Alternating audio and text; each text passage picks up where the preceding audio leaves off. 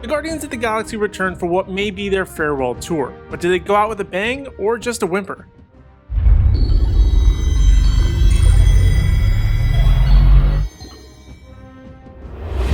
What's up, Nerdgenic Nation? Superhero nerd Aaron Waller here, and today I'm going to be giving my thoughts on the Guardians of the Galaxy Volume 3.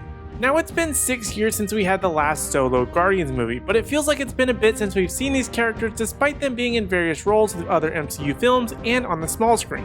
But Guardians 3 throws us right into where we last saw these characters in the MCU, with Peter Quill still reeling from the loss of Gamora, having to rally his team of misfits around him to defend the universe while also protecting one of their own, which is a mission that, if not completed successfully, could quite possibly lead to the end of the Guardians as we know them. The third installment is of course once again directed by James Gunn in what is likely his final stint with Marvel as he now departs to head up to the competition, DC. As for the acting, all the major players also once again return and overall are pretty good. I mean, let's be honest here, they all know what they're doing at this point. They're funny but with a strong emotional core, with each going through their own personal battles but never feeling like they're taking up too much of the overall story.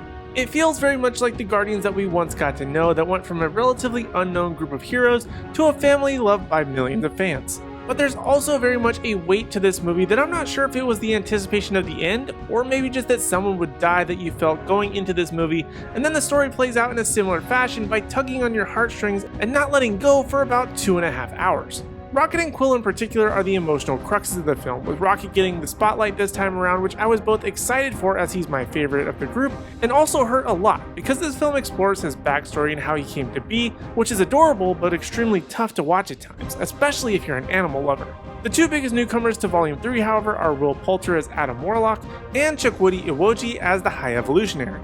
As for Poulter, I felt like he did a fairly good job, but he's also kind of hard to get a read on, as he seemed like he would be more prominently in the film, and then seemingly felt like he was barely there. There's actually a good chunk of this movie that I forgot that he was even involved at all until he popped back up on screen. He just felt misused for this movie, and it was kind of a dud when you think about the anticipation that's been built up for him since the post-credit scene of Volume 2. But I think for what he was, it was interesting, and I would like to see him get more action and screen time in the future.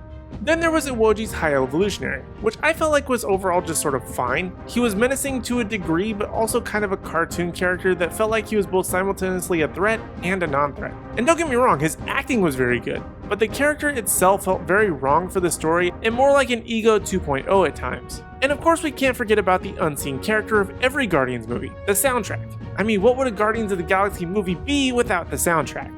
And as for Volume 3, I think that it was actually pretty good. I don't think that it's the best of the franchise, but it serves the story pretty well and continues to be one of the strongest characters of this entire series. The visuals of this movie, however, were a bit more odd. The first film was a good mix of practical and CG, while the second film felt like watching the Star Wars prequels all over again with CG galore. This film does, however, return to form a bit, as there is a fair amount of practical sets and production, but it also goes over the top several times in only a way that the Guardians can, and leans very heavily into CGI. But who's to really blame them for that when the movie takes place in various places in space, and there are walking trees, raccoons, and various other creatures? Overall, Guardians of the Galaxy Volume 3 is very much a return to form for this franchise. I loved the first film and really didn't like the second. This one, however, felt like a good mix of what the Guardians are all about, which is story, action, humor, heart, and of course, music. And for that reason, I'm going to give the Guardians of the Galaxy Volume 3 an 8 out of 10. I really enjoyed this installment. It was by far the most emotional of the trilogy. It features Marvel's first F-bomb and was used in a way that I think any PG-13 movie should.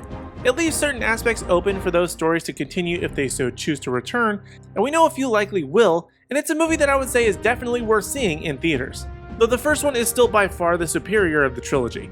So those are my thoughts on the Guardians of the Galaxy Volume 3, and now I want to hear from you in the Nerdgenic community. Have you seen Guardians of the Galaxy Volume 3? If so, what did you think? Do you think that these stories should continue in the MCU? Let me know your thoughts in the comment section down below.